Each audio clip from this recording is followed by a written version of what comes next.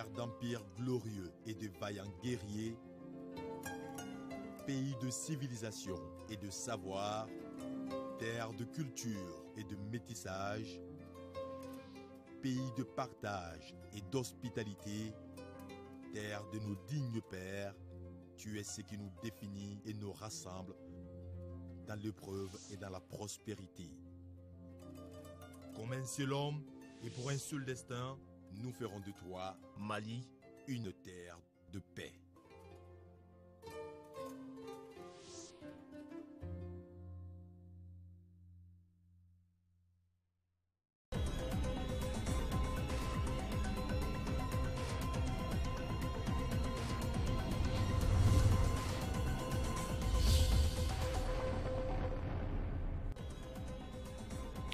Septième session du Comité exécutif national de l'agriculture, elle était consacrée à l'examen des questions majeures du développement agricole au Mali et les perspectives. La cérémonie a été présidée par le Premier ministre Modibo Keïta. Bamako a accueilli l'atelier consultatif sur la planification stratégique sous-régionale en Afrique de l'Ouest et c'est une initiative du Forum africain des personnes handicapées. 275 millions de francs CFA, c'est le coût de la centrale électrique hybride et la station d'adduction d'eau potable de Sibi. Ces infrastructures rentrent dans le cadre du programme d'implantation de centrales hybrides et d'énergie et permettront de faciliter l'accès à la population à l'eau et à l'électricité. Elles ont été inaugurées par le ministre de l'Énergie et de l'eau. Madame, Monsieur, bonsoir et bienvenue dans ce 20h. Le président de la République a reçu cet après-midi en audience un ministre éthiopien, conseiller du Premier ministre. Il était porteur d'un message du Premier ministre éthiopien au président de la République. Auparavant, il avait été reçu par le Premier ministre Modibo Keïta et vous aurez le reportage de Sira Batili au cours de ce journal. Je le disais dans les titres, le Comité exécutif national de l'agriculture a tenu ce matin sa 7e session à la primature. La réunion était consacrée à l'examen des questions majeures du développement agricole au Mali, les performances enregistrées ces dernières années et les perspectives. Le Premier ministre Modibo Keïta, qui a présidé la cérémonie, a exhorté les différents acteurs à plus de solidarité afin de relever le défi de la modernisation de notre agriculture. On en sait plus avec Khalifa Nama Traoré. Pays agropastoral par excellence, le Mali a enregistré des résultats encourageants cette saison dans le domaine agricole avec des records de production pour les céréales et le coton. Le Mali vient de franchir l'étape de 8 800 000 tonnes pour se classer premier au niveau de l'ensemble des pays ouest africains en termes de céréales après le Nigeria qui a fait 28 millions de tonnes. Et en termes de production de coton, nous venons de franchir le cap de 645 000 tonnes pour une prévision de 650 000 tonnes. Cela aussi est une production record. Nous voulons aller à 9 millions de tonnes la campagne prochaine, à 625 000 tonnes de coton graine la campagne prochaine. Au cours de cette 7e session ordinaire du Comité exécutif national de l'agriculture, les acteurs de la gestion du développement agricole et représentants de la profession agricole ont fait le bilan de la saison 2016-2017 et identifié les stratégies à adopter pour une meilleure campagne 2017-2018. Le secteur de l'agriculture joue un rôle vital dans notre économie et emploie la majeure partie de nos compatriotes. C'est une vérité aujourd'hui évidente, un vrai truisme que de le dire. Nous devons avoir à l'esprit la forte volonté politique exprimée par le président de la République lui-même de moderniser le secteur agricole, d'assurer la sécurité et la souveraineté alimentaire de notre pays. À cet égard, nous devons nous donner les moyens de traduire dans les faits cette volonté politique, car c'est ainsi que l'on peut assurer le bonheur et la dignité des exploitants agricoles de notre pays, qui constitue, je le répète, le socle de notre développement agricole fortement tributaire des changements climatiques. Pour ce faire, nous devrons ensemble nous inscrire dans une dynamique de changement qualitatif. C'est ensemble que nous vaincrons le défi de la modernisation de notre agriculture. Les membres du Comité exécutif national de l'agriculture ont, à l'issue des échanges, formulé des recommandations afin que l'agriculture occupe pleinement sa place dans le développement socio-économique du Mali. Le Premier ministre nous a demandé d'intensifier et aller véritablement vers une productivité de notre agriculture. Comme ça, au bout du tunnel, nous aurons une agriculture non seulement productive, compétitive et durable. Aussi, il nous a été demandé de tenir compte des changements climatiques. Il a été recommandé de mettre un accent particulier sur la fertilité des sols. Ces recommandations serviront de base de discussion à la 7e session du Conseil supérieur de l'agriculture prévue très prochainement. Et nous restons à la primature pour parler de ce conseil de cabinet tenu cet après-midi de communication à l'ordre du jour au compte des ministères de l'agriculture et de l'économie numérique, deux exposés pour donner une orientation stratégique et économique au secteur concerné. Le point avec Nyanya Traoré. Quitus a été donné par le chef du gouvernement au ministère de l'économie numérique pour lancer la 4e licence de téléphonie mobile au Mali. La décision a été prise au cours du conseil de cabinet. Pourquoi maintenant les autorités, dans leur politique du mieux-être des Maliens, veulent offrir un choix plus large d'opérateurs de téléphonie, combler le retard accumulé par le Mali par rapport aux autres pays de la sous-région à la matière, et enfin favoriser le développement du secteur qui est pour le moment occupé seulement par 2 opérateurs. Cette situation de duopole ne favorise pas le développement des télécommunications dans notre pays. Le ministère de l'économie numérique a souhaité qu'il soit autorisé à entamer le processus de lancement d'une 4e licence. Au Mali, aujourd'hui, nous avons 2 opérateurs, Sotelma Malitel et Orange Mali, qui sont effectivement sur le marché. Le 3e opérateur, Atel SA, n'a pas encore commencé. Et le ministère a eu l'autorisation de lancer le processus d'une 4e licence de téléphonie au Mali. La 2e communication exposée lors de ce conseil portait sur la filière coton, ou du moins son accroissement. Le coton, en chiffres, c'est 15% du PIB et surtout 4 millions de personnes dont les revenus peuvent être substantiellement accrus. Une nouvelle politique de dynamisation sera mise sur pied afin de permettre à la compagnie malienne de textile CMDT de reprendre toute sa place dans l'économie nationale. Le ministère de l'Agriculture a soumis une nouvelle politique de dynamisation du secteur du coton, axée autour de 3 points principaux. Le premier porte sur un schéma de privatisation, le second sur un système industriel de transformation du coton, car comme vous le savez, le coton malien est très peu transformé au Mali, il n'y a pas de valeur ajoutée, il y a une réflexion à porter dans ce domaine. Et enfin, il s'est agi de redéfinir un certain nombre de missions pour la CMDT. Le ministère de l'Agriculture a donc eu l'approbation du Conseil pour approfondir et mettre en application ces 3 schémas pour donc permettre à la CMDT de reprendre toute sa place, aussi bien dans l'économie de notre pays que dans son rôle social et dans son rôle de développement. En termes de compétitivité sur le plan continental, il est attendu de la filière coton une production annuelle de 650 000 tonnes. Suite de la réunion délocalisée de la commission mixte du Parlement de la CEDEAO, les séances d'interaction de la journée étaient consacrées au processus de paix au Mali, progrès, défis sécuritaires et perspectives pour une paix durable et aux défis en matière de réconciliation nationale. Les détails avec Siaka Konaté.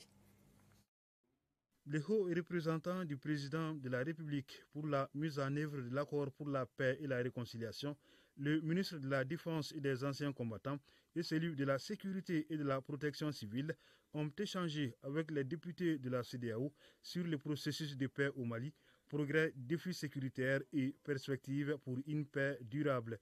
Il ressort des débats que les défis sécuritaires concernent entre autres le banditisme, le terrorisme, les conflits intercommunautaires et le maillage du territoire national. Autant de défis, que ce soit interne, que ce soit intra, que ce soit trans, que nous prenons en compte à travers tous les programmes que nous avons mis en place, notamment la réforme du secteur de sécurité, la loi de programmation militaire, la loi de programmation de la sécurité et très récemment le plan de sécurisation intégrée des régions du centre. Le haut représentant du président de la République a fait un tour d'horizon des progrès réalisés dans la mise en œuvre de l'accord, mais le général Mahamadou Diagouraga et reconnaît qu'il y a des blocages liés aux problèmes internes aux groupes armés. Quant au ministre de la Défense et des anciens combattants, Abdoulaye Idrissa Maïga, il émet des réserves sur les règles d'engagement de l'amunissement, estimant que certains de ces contingents ne sont pas efficaces. Auparavant, le collectif des ressortissants du Nord s'était entretenu avec les parlementaires de la CEDEAO sur les défis en matière de réconciliation nationale. Le Coran est convaincu que les Maliens peuvent résoudre cette crise à condition qu'ils aient les mains libres.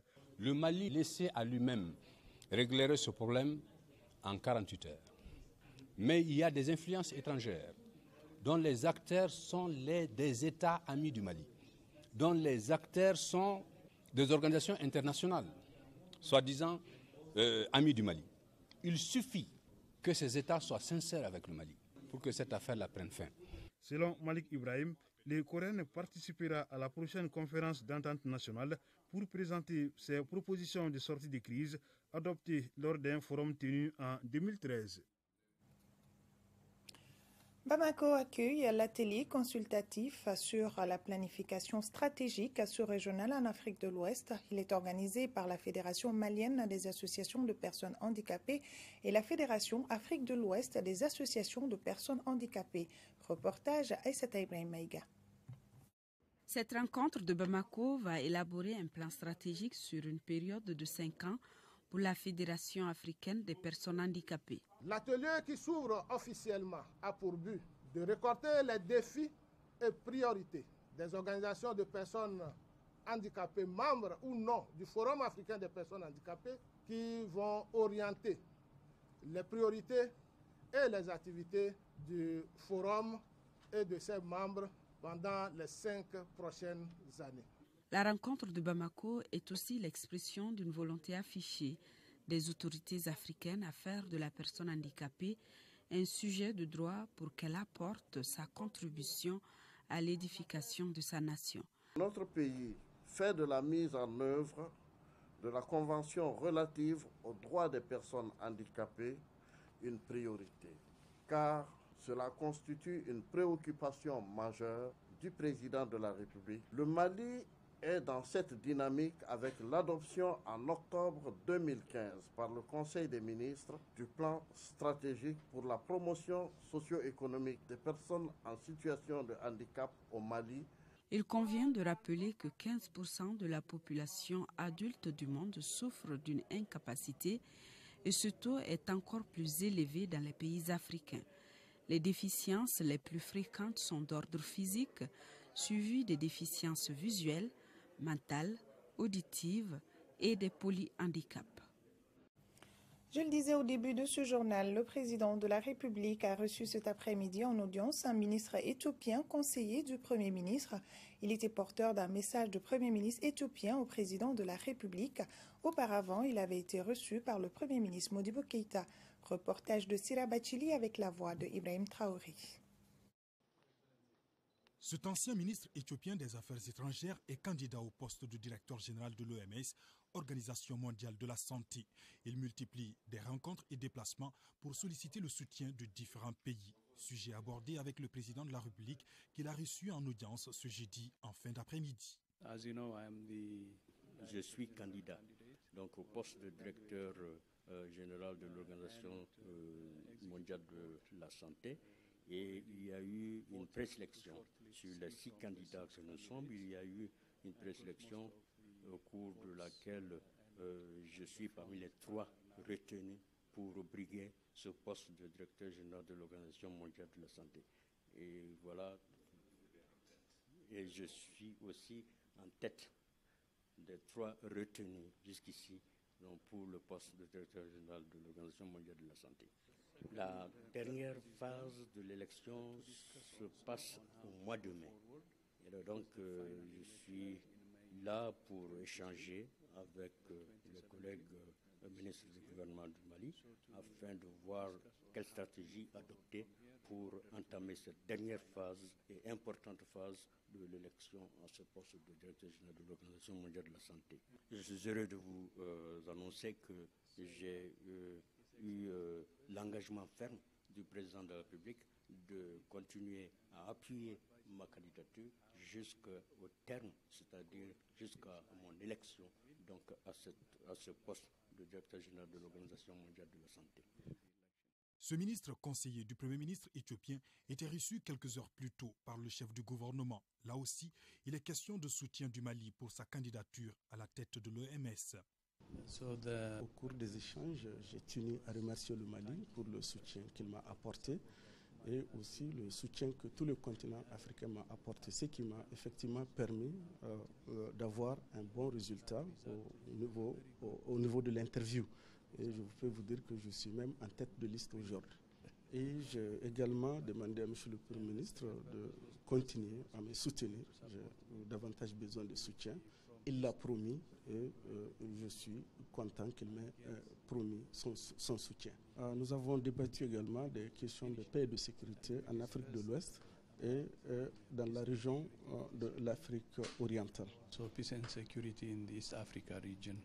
Ces différentes entrevues ont porté également sur les questions de coopération entre le Mali et l'Éthiopie, deux pays qui entretiennent déjà d'excellentes relations dans divers domaines. 1 000 milliards de francs CFA, c'est le montant des sûretés bancaires portant sur la terre au titre de l'année 2015, soit près de la moitié du budget de l'État. Ce chiffre a été donné à Washington par le ministre des Domaines de l'État et des Affaires foncières. Mohamed Ali Batili participe à la conférence annuelle sur les terres et la pauvreté. Et cette année, l'accent est surtout mis sur le rôle des données et des exemples pour la réalisation de réformes efficaces des politiques foncières, l'identification des stratégies de travail et le suivi des réalisations. Le reportage de Salif Sanogo. Cette conférence, qui en est à sa 18e édition, est devenue incontournable pour les décideurs du secteur foncier. Il s'agit en effet de l'un des plus importants événements internationaux sur la gouvernance des terres. Et en matière de gestion domaniale et foncière, l'expérience malienne a été largement partagée par le ministre Batili. Pour lui, la terre est un bien qui a des enjeux éminemment importants. Pour l'année 2015, on a presque sorti 1 000 milliards de nos banques sur la base de sûreté foncière. Le budget du Mali, c'est 2 000 milliards. Ça veut dire que le foncier, en tant que ressource interne, permet de mobiliser 50% du budget. Est-ce que c'est négligeable ça? Je ne crois pas. Donc il faudrait aller dans le sens de capitaliser tout cela. Pour mieux gérer cette question et éviter les spéculations foncières qui sont des sources de conflits, le Mali a lancé une vaste réforme domaniale et foncière. Une réforme qui, une fois menée à terme, devrait déboucher sur une plus grande justice sociale. Notre réforme domaniale et foncière vise un seul objectif: mettre la terre au service du développement. Comment mettre cette terre au service du développement? Nous allons procéder non pas par plusieurs manières, mais à travers la mise en place du cadastre. Bien plus qu'une simple question économique, la problématique de la gestion foncière et domaniale est aujourd'hui devenue une question de développement. Et la maîtrise de la spéculation devrait permettre d'éviter, sinon d'anticiper, sur de nombreux cas de soulèvement et d'affrontement à travers le monde. C'est la principale conclusion qu'on tire de ce symposium de la Banque mondiale. Dotée d'un budget de 100 millions d'euros, soit plus de 65 milliards de francs CFA, l'Alliance internationale pour la protection du patrimoine dans les zones de conflit aura pour mission d'enclencher une dynamique durable et pérenne d'action au service du patrimoine culturel. Son siège sera basé à Genève. Le Mali fait partie des 5 pays prioritaires devant bénéficier de ce fonds. Reportage Makanfi Konati. Collecter 100 millions de dollars d'ici 2019, mobiliser les donateurs privés et les personnalités qualifiées, engager des initiatives concrètes d'urgence, voilà les 3 enjeux de cette alliance portée par la France et les Émirats arabes unis. Pour le président français François Hollande, il est urgent d'apporter des réponses idoines aux désastres causés. L'urgence, c'est d'abord l'Irak. Il faudra faire un inventaire précis des dommages qui ont été occasionnés aux monuments, aux musées et aux bibliothèques. Mais il y a d'autres situations d'urgence: le Mali, l'Afghanistan, le Yémen et la Syrie. L'Alliance devra établir des priorités, qu'il s'agisse d'évaluation des destructions, de formation des personnels, de recensement et d'archivage, de numérisation. La France, l'Arabie saoudite sont les plus gros contributeurs avec 30 et 20 millions de dollars. Ils sont suivis par les Émirats arabes unis avec 15 millions.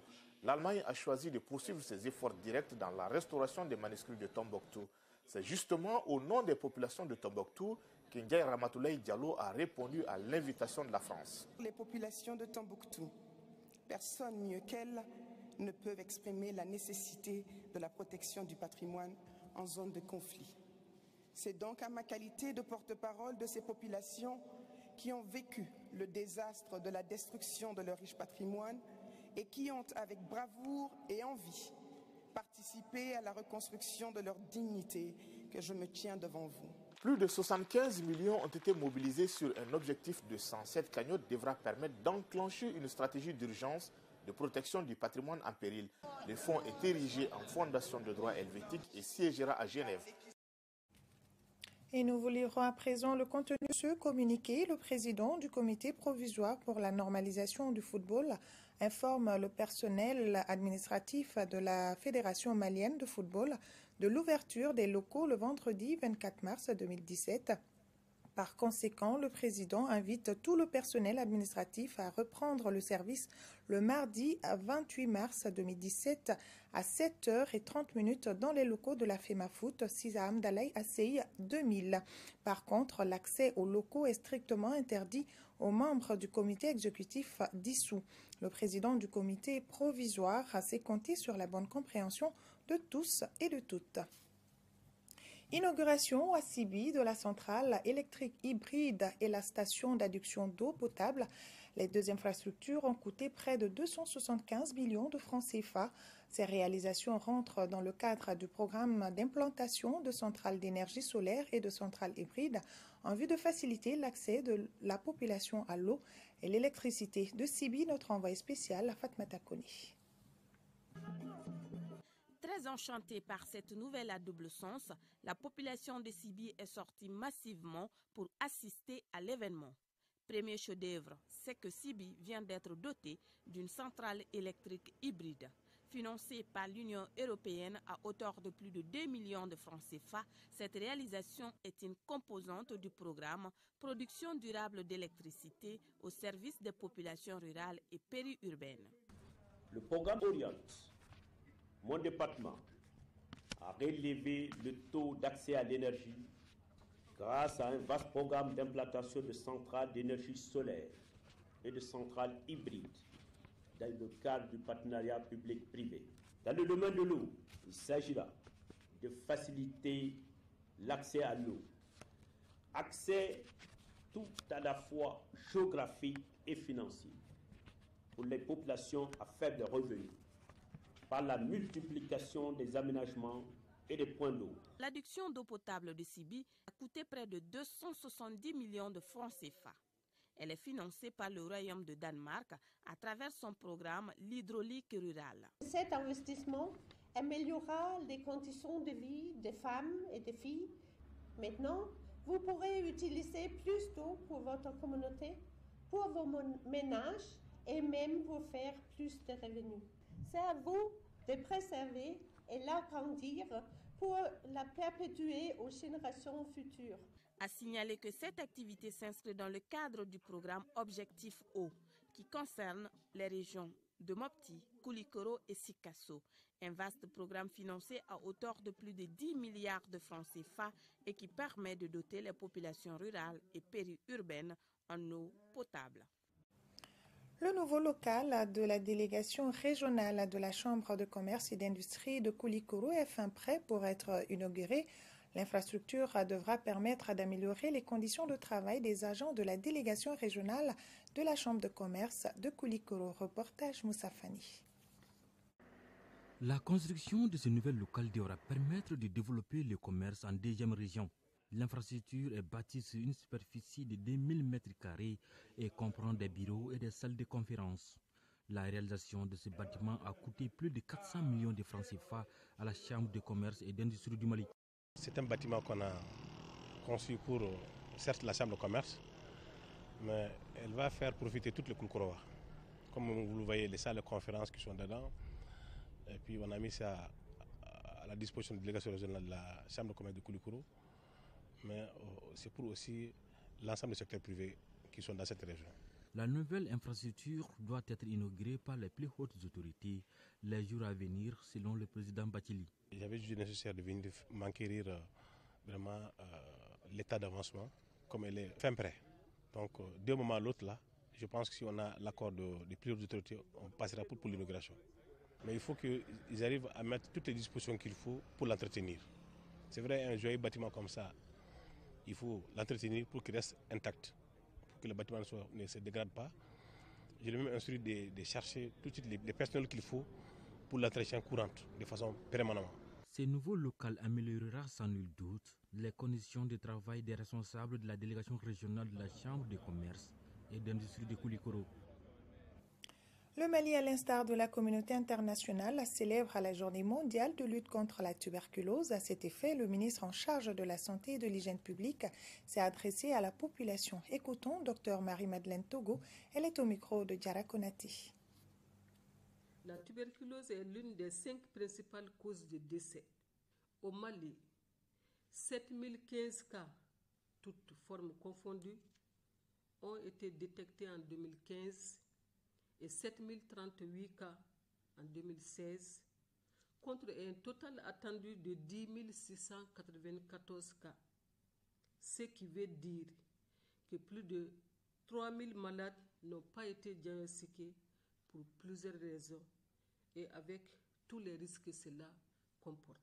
Parmi les cas détectés, 74% ont été traités avec succès, 8% ont abandonné le traitement et 9% sont décédés.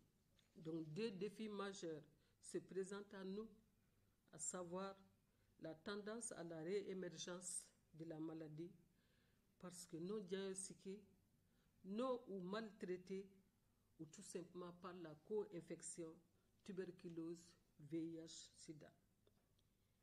Et le taux de guérison qui reste à améliorer. Je voudrais, en cette occasion, rappeler que la tuberculose est une maladie évitable et complètement guérissable lorsque les médicaments, qui sont totalement gratuits au Mali, sont pris en observant les protocoles édictés par le personnel de santé. Et vous pourrez suivre après ce journal l'intégralité du message du ministre de la Santé. Nous restons dans le domaine de la santé. Avoir un enfant, c'est le souhait de tous, mais certains couples rencontrent d'énormes difficultés pour procréer et un couple sur 10 suit un traitement tel qu'une fécondation in vitro. Et bonne nouvelle, grâce au partenariat Sud-Sud entre le Mali et la Tunisie, une clinique verra le jour très bientôt dans notre pays pour faire face à ce problème. On en sait plus avec Nyanya Traoré. Il sera très bientôt possible de faire la FIV, entendez par là la fécondation in vitro au Mali. La FIV est une technique de procréation médicalement assistée et de transfert d'embryons. Le groupe Dina Mali et la polyclinique Les Jasmins de la Tunisie offrent désormais cette opportunité.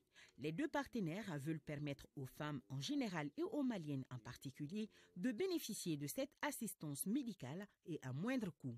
On est vraiment là pour apporter une solution à moindre coût. Aujourd'hui, pour un couple malien, si ce couple fait le traitement, quel que soit le pays, sans la collaboration des médecins gynécologues du pays d'origine, ça va coûter très cher. Pourquoi ?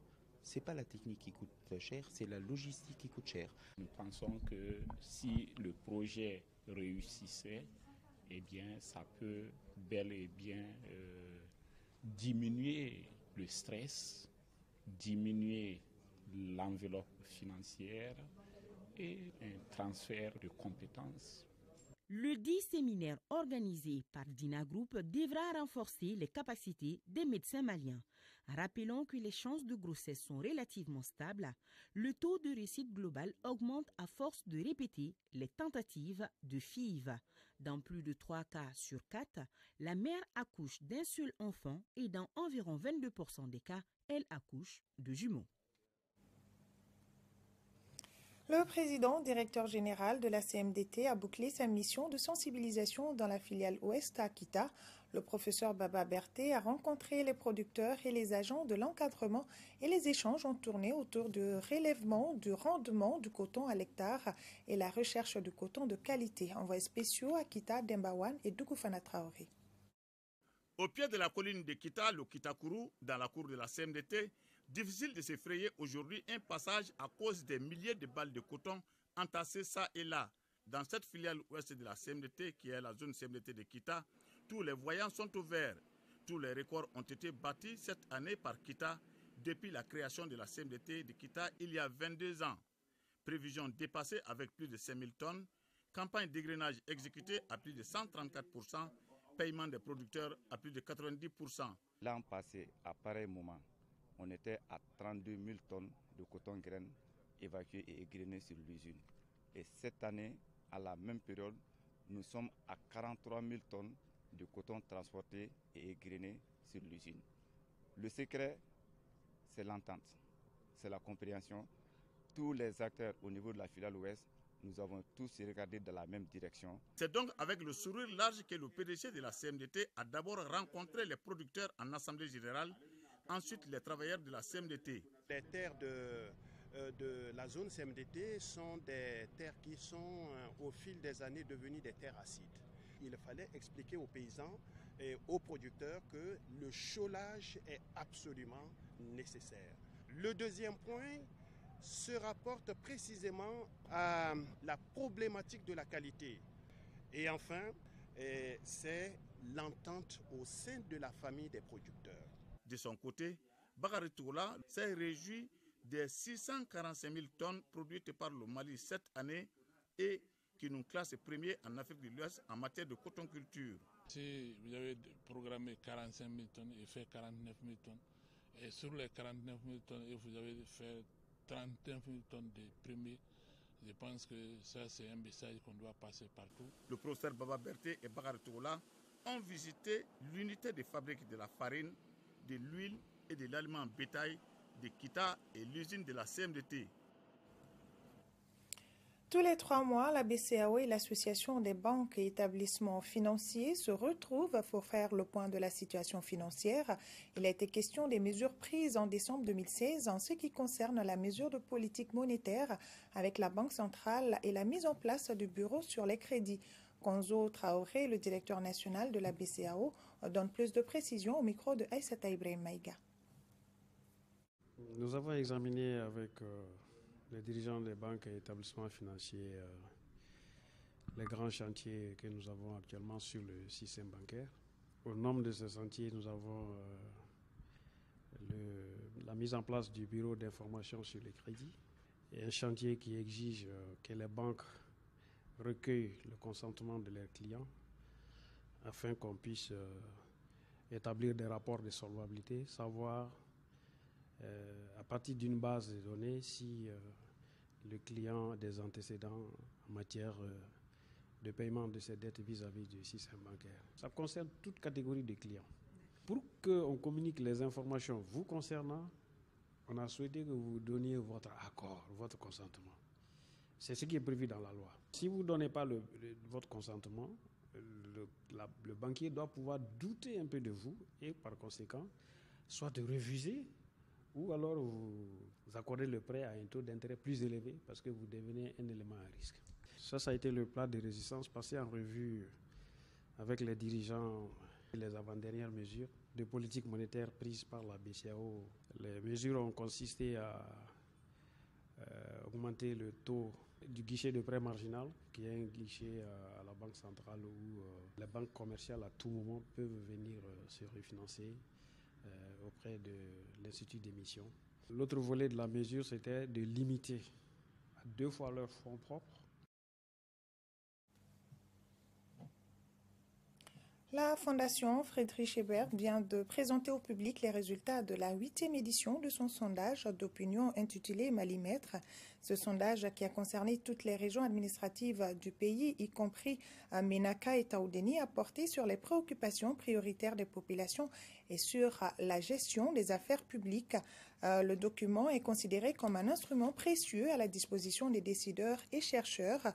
Nyanza Koulibaly, qui a suivi la présentation au public des résultats du dit sondage Malimètre 8, nous parle de sa portée. La 8e édition du sondage d'opinion Malimètre, initiée depuis novembre 2012 par la Fondation Friedrich Ebert, se veut un document d'éclairage sur l'opinion des Maliennes et des Maliens concernant leurs préoccupations prioritaires et les sujets d'actualité politique. Les préoccupations prioritaires nationales et régionales se ramènent essentiellement à la sécurité alimentaire, à la lutte contre le chômage, contre la pauvreté et l'insécurité. S'agissant des sujets d'actualité politique sur lesquels les Maliens se sont prononcés dans le document, ils vont de la confiance aux institutions, spécifiquement le président de la République, le gouvernement et l'Assemblée nationale, à la mise en œuvre de l'accord pour la paix et la réconciliation, sans oublier le processus électoral à travers l'organisation des dernières élections communales. Ils ont également été interrogés sur l'action de l'opposition dans la conduite de la vie politique nationale. Le sondage a concerné également la confiance aux forces armées maliennes et de sécurité FAMA, à la MINUSMA et à Barkhane pour la sécurisation du territoire. Compte tenu du large champ ainsi couvert par ce sondage d'opinion, de la date récente de sa réalisation, entre fin novembre et début décembre 2016, et surtout des résultats que des voix autorisées ont qualifiés de très intéressants, Malimètre 8 constitue ainsi un document de référence pour éclairer toute prise de décision qui se veut efficace. Ces genres d'études servent à la prise de décision parce que ça permet de connaître l'état réel de l'opinion. Et en tant que représentation nationale, ce genre de questionnement nous intéresse à l'Assemblée nationale parce que nous sommes censés représenter la population. Qui dit représenter la population dit connaître ses besoins, dit connaître ses attentes, dit connaître ses préoccupations. Et c'est intéressant pour nous de les connaître et pour ensuite les traduire en actes concrets. Nous, en tant que parti politique de l'opposition, nous avons effectivement appris que beaucoup de gens s'attendent à ce que nous fassions un peu plus. C'est comme ça que nous nous comprenons. Peut-être que nous en faisons pas tout à fait à leur goût. Peut-être que nous ne faisons pas ce qu'ils veulent. C'est pas exactement. Mais en tout cas, nous avons une indication pour savoir si nous devons vraiment conforter la démocratie ici. Nous avons encore à nous engager davantage dans l'opposition que nous sommes. L'enquête s'est concentrée sur un nombre de problèmes graves, les problèmes de corruption, les problèmes de bonne gouvernance, les problèmes de sécurité et les problèmes de bien-être, disons, terre à terre des populations. Et je crois que plus ça amène une moisson intéressante de données pour les preneurs de décision.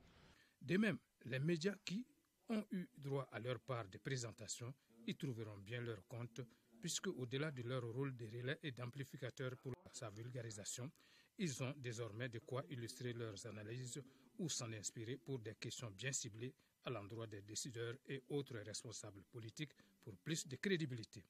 Cependant, malgré la pertinence des résultats de Malimètre 8, comme reflet de ce que pensent les Maliens de la prise en charge de leurs préoccupations et de la gestion du pays, les enseignements à en tirer gagneraient en efficacité en prenant en compte la justification des différentes opinions ainsi recueillies.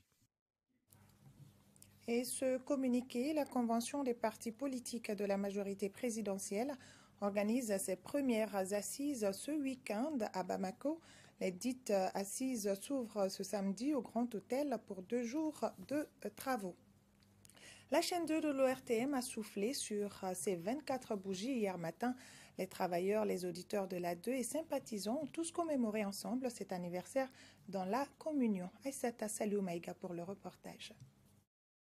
C'est dans une atmosphère de convivialité que l'ensemble des travailleurs de la chaîne 2 de l'ORTM et le club des amis de la même radio ont célébré les 24 ans de leur radio. Une radio de proximité qui a été créée en 1993 dans le but de sensibiliser, divertir et informer ses auditeurs à travers des émissions diverses et variées. Je me souviens en 1993, le 22 mars exactement, nous étions 2 jeunes, Ibrahim Djombel et moi, à avoir cette initiative-là. À l'époque, Cheikh Kamal Adzara était le directeur et nous lui avons soumis ce projet-là et il a accepté. 24 ans après, on m'a confié une mission et d'ailleurs je m'en acquitte avec délectation, avec beaucoup de plaisir. C'est de développer davantage la chaîne 2. Les médias sont un pilier incommensurable de la démocratie. Et la chaîne 2 a répondu justement à toutes les aspirations pour lesquelles elle a été créée. Cet anniversaire est un moment de souvenir et de retrouvailles pour bon nombre d'animateurs et de journalistes qui ont fait leur premier pas à la chaîne 2. Les auditeurs de la chaîne 2 de l'ERTM et aussi ne sont pas restés en marge des festivités marquant les 24 ans de leur radio préférée. Un sentiment de fierté, un sentiment de joie, comme vous voyez avec les autres auditeurs qui sont avec moi aussi. C'est tout un sentiment de joie. Et nous sommes dans la fête, nous sommes avec les agences dans la commune et c'est la radio qui est en fête pour le 24e anniversaire. La chaîne 2, votre radio de référence, promet d'élargir ses programmes en créant d'autres émissions pour le plus grand bonheur de ses milliers d'auditeurs. Et nous avons initié une émission qu'on appelle le Forum des communes. On s'est dit c'est bien d'être dans le studio, mais aussi aller à la rencontre des auditeurs, c'est formidable. Donc le Forum des communes va se déplacer dans tout. Beaucoup d'émissions sont prévues qui doivent sortir. Et nous avons prévu également une émission d'humour qu'on va appeler Humor Show. Et c'est bien de faire rire les gens, une émission uniquement sur l'humour sur la chaîne 2. Eh bien, on avait déjà une fenêtre humour, on veut maintenant y consacrer une émission tout entière. Nous avons aussi une émission qu'on appelle Sharia Lakana. Et il est bien de connaître la loi de son pays. Une manifestation culturelle avec les Donso ou encore les chercheurs a mis fin à la cérémonie. Vous aurez demain dans vos kiosques ce numéro spécial de 26 mars consacré à l'anniversaire de mars 1991, comme l'illustre la une du journal que voici. Voilà, c'est la fin de ce journal. Merci à vous de l'avoir suivi et bonne soirée à tous.